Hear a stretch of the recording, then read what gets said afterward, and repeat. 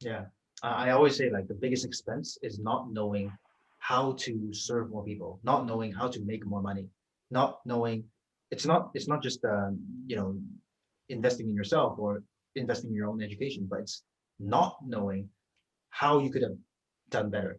That is the biggest expense because that's gonna hold you back and keep you stuck in the position that you're currently in. And the reason I say that is because you had a pretty great life before joining the program already. You had a great practice running. You loved what you did, but you knew you could do more. And I'm sure a lot of viewers in watching that are in the same position, right? They they have what I call the golden handcuffs syndrome, where they have a cushy job, they're making good amount of money.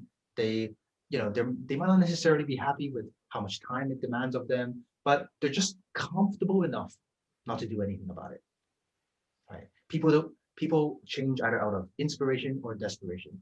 They have neither of these. They're totally comfortable in the situation they are in. And Yeah.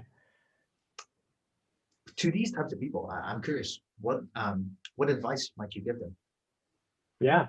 Yeah, there's a good thing I love. The two most important days of your life are the day you were born and the day you find out why, right? And so, again, yeah, you must have a strong reason to do this. It doesn't have to be, just driven by income. It doesn't have to be because you hate your job and that's why you need to leave it.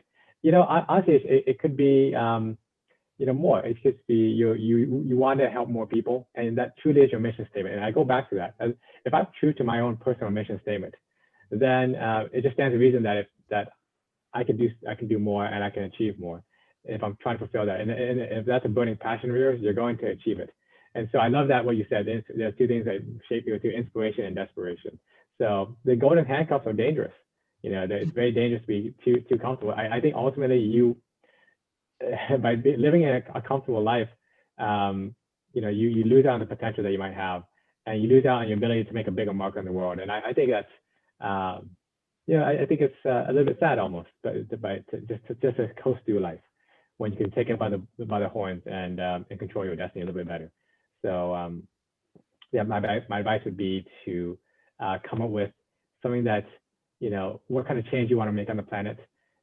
What is your personal mission statement? What do you stand for, and what do you want to make a difference? And then going all in.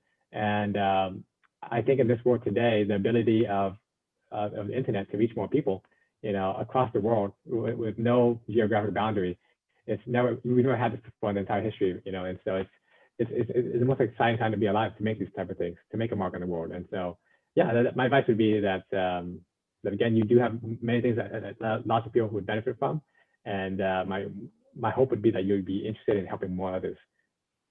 That's wonderful.